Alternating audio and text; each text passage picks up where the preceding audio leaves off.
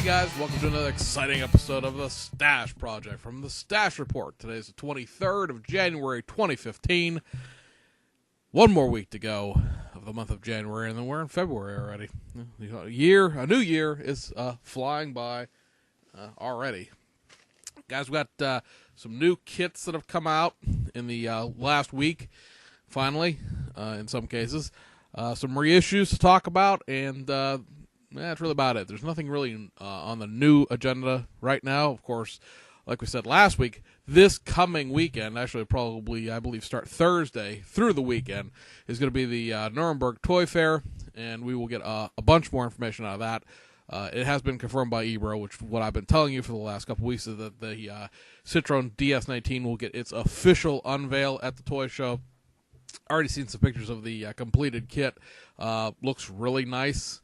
Now, I'm not exactly a Citroen expert, let alone a DS19 expert, to tell you whether or not the kit is accurate, but I would have to assume, being that it's co-done with Heller, who have done the large-scale and the small-scale DS19, that they ought to know what the car looks like by now. I mean, it's only,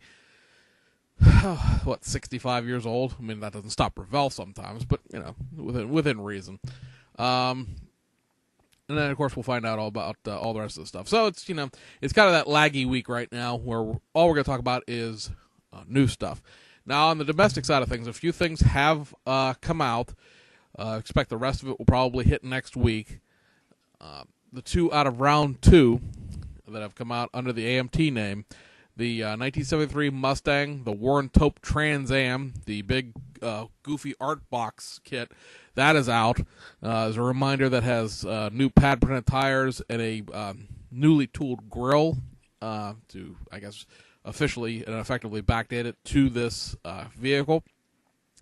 All of these art box kits, of course, have the it's not really smaller. I mean, it's the size of the inside of the box, but it has that suitable for framing box art print inside. If that's something you're into, I guess. The kit itself, round two, it's a reissue, so nothing new there. Also, the 1972 Chevy Blazer Crew Chief construction truck is out. Now, this one does, like we said last week, have all of the options from the original Crew Chief series from the 1970s, all of the options from the Boondockers kit from the, I guess it would be the late 70s, perhaps early 80s. Most of the stuff was, in the kit that Model King did probably about 10 years back now. But it does include all the construction series parts, hard hats, a toolbox, and a whole bunch of other stuff, along with the Universal Construction decals. You can build it without the top. You can build it as a convertible Blazer with an optional soft top, and it comes with a couple different engine options and a couple different tire options. So, like I said, it's a combination of those two kits. So it sort of has everything that those two kits had in it. But keep in mind that, again, it is a 1972 Chevy Blazer, so this is tooling from 1972. Don't expect, brand new, fresh tooling. On the Revell side of things, nothing. The one kit that Tommy Ivo Showboat Dragster is not out as of yet.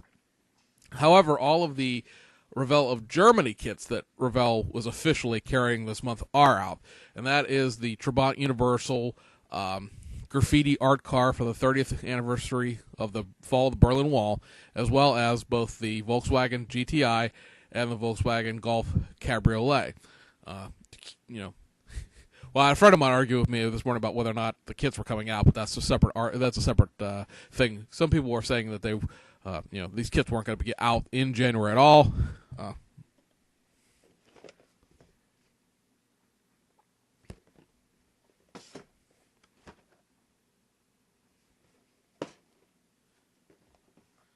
Fresh off the UPS truck this morning.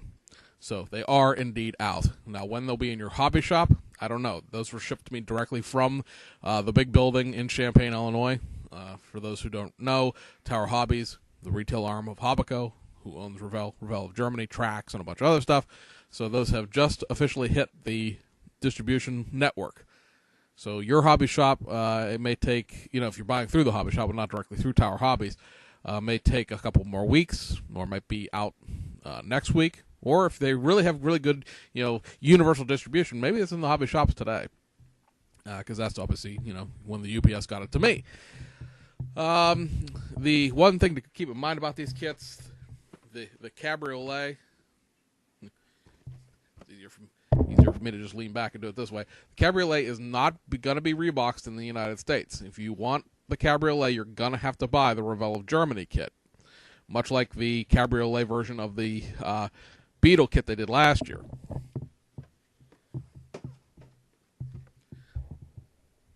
Try to keep both my head and the kit on the box at the same time. There we go. The Golf GTI kit, if you buy it in the United States, reboxed, it's going to have clear marker lights for the front and the back, the big thicker bumper off the Cabriolet, the downgraded engine out of the Cabriolet, and be marketed as a Volkswagen Rabbit. Now, it is not a Rabbit because the Rabbit doesn't have those big fender flares that the Golf GTI body has. Now, the Cabriolet also has the same problem of having those fender flares. But, if you're building a U.S. spec Rabbit, well, they didn't have the fender flares on it either. Could be a minor issue because the fender flares are sort of frosted to allow you to see where you're supposed to paint the line between the paint and the black undercoating, overcoating, whatever you want to consider it to be.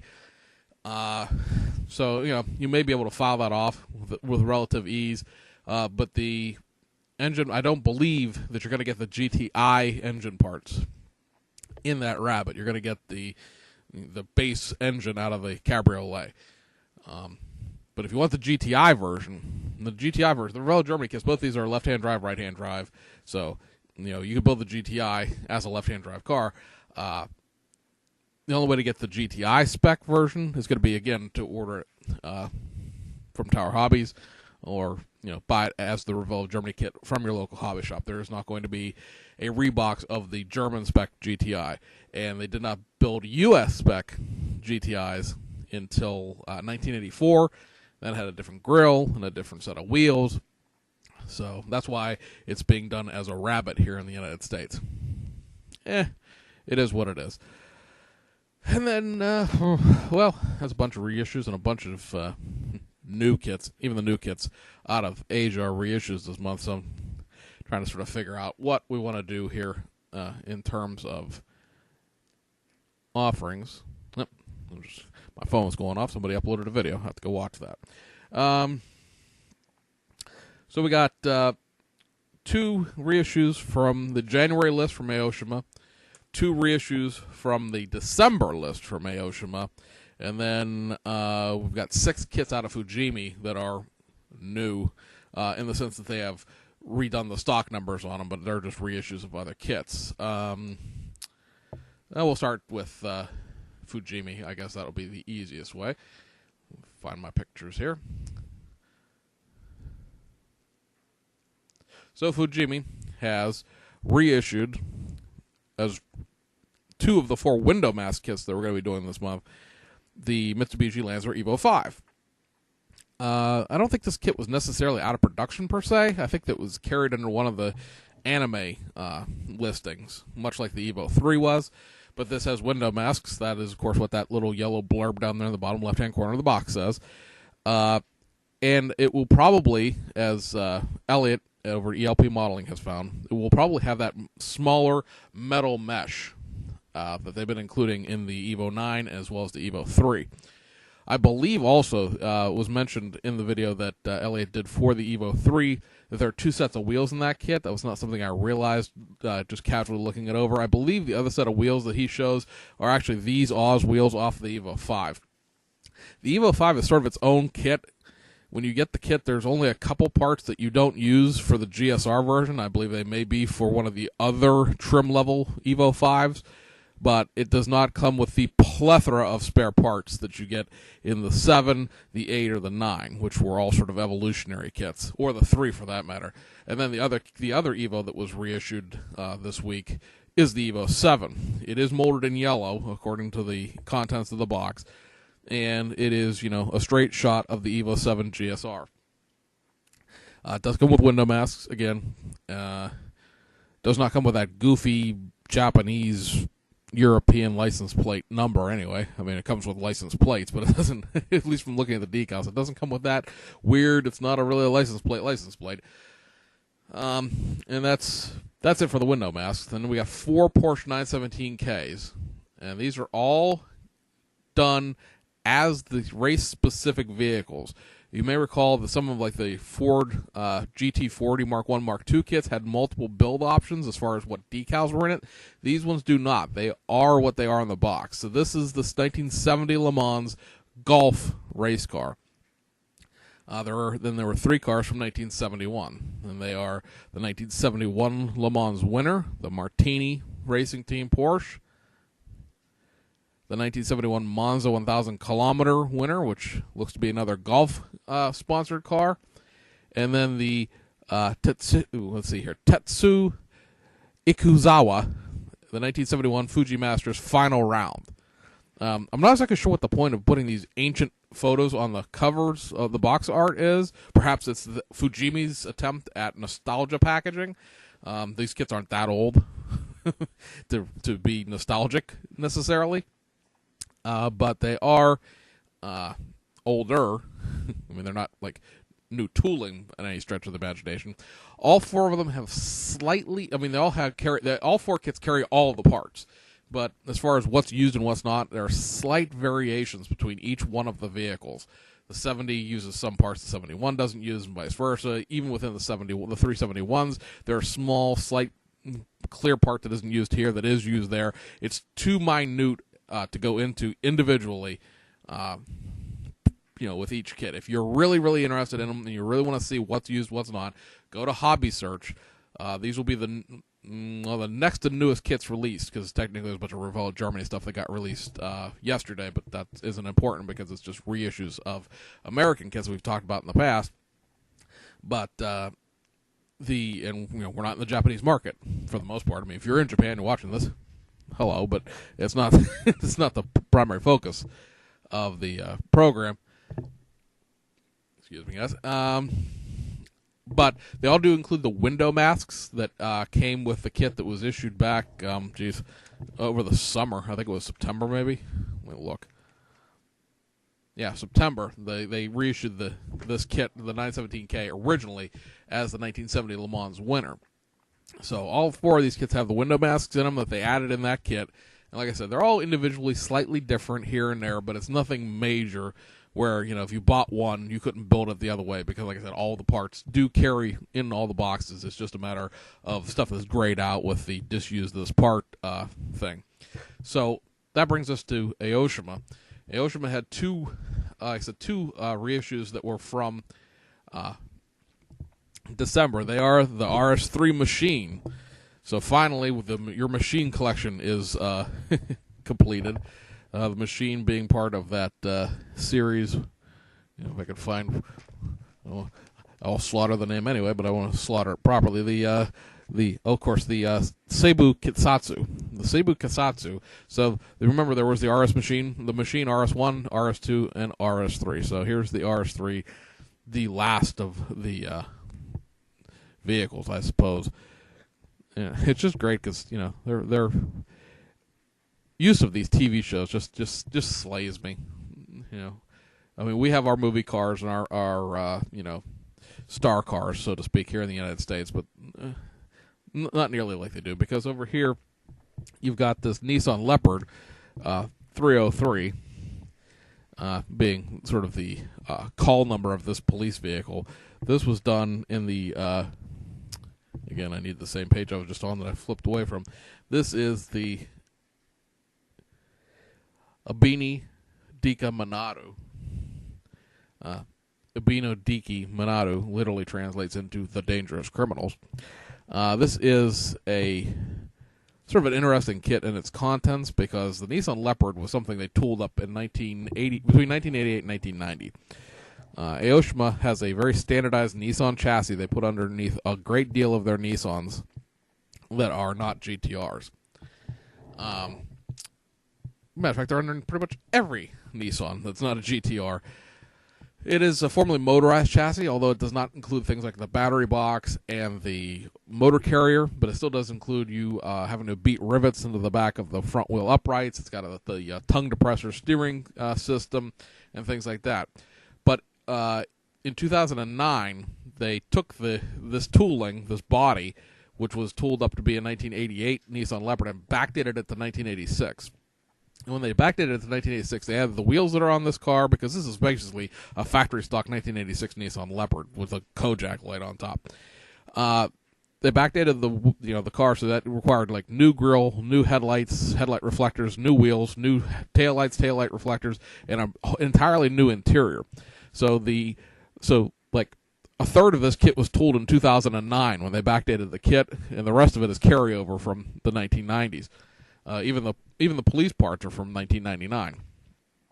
So it's sort of an interesting little amalgamation of parts to make this kit. Then the two from January that were reissued are the Nissan Cefiro Altezza Cruising. This shares the same 1980s Roots chassis as the Leopard does. This kit was tooled in 1988 and 1989. It does include that RB20 Det engine insert. Keep in mind, guys, that RB20 Det engine insert is a half an engine, quite literally. The fan belt ends in a half. The fan is like a half, is just the top half of the engine. Literally the top half, not just like, oh, it's, the parts you can see. No, it's like somebody took the thing right about below the crank and chopped it right there and leveled the bottom of it off. That's why if you ever see this engine transferred into another kit, it always has the inner fender wells that came with it, because it's fits to those inner fender wells, and that sort of disguises the fact that there's no oil pan or bottom half of the block or bottom half to any of the bottom half of the pulleys. There's no like water pump or anything like that. Other things about this kit, and the one we're going to talk about here in a second, is they come with a clear hood, because you have to cut the hood out of this if you want to put the engine insert into it. Your choice. If you think you're steady enough, you of course reuse the kit hood, or the clear hood is there, and that also goes for this Nissan Laurel Medalist Club S. What are we calling this? I believe it's a C33, if I'm not mistaken. Yep, C33. Again, it has the half an engine insert. It's got the exact same chassis sourcing, so it's the same rivet, tongue depressor, 1989 chassis. Body was tooled in, I think, 1989 or 1990 as well, as was the rest of the kit.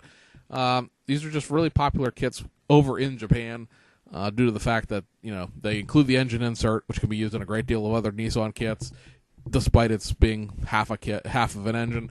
And the cars themselves are popular for customizing and stuff like that. And looking at the list here, and that, guys, we'll just shut that part off. Hello again. That's it, guys. We eagerly await next weekend. I'm thinking there's gonna be big news. I'm excited to share it. Don't know what it is yet, but hopefully something good. And I guess that's one last thing. The 24-hour build, 9th annual 24-hour build, is tomorrow, starting at noon. If you want to participate in that, you need to search out 24-hour build on Facebook, because I will not have time between the time I edit this and upload it to put the link into it in time. But if you want to participate in this 24-hour build, look up 24-hour build on YouTube, or on Facebook, rather. You got to get a hold of Gary Kolchuk tonight.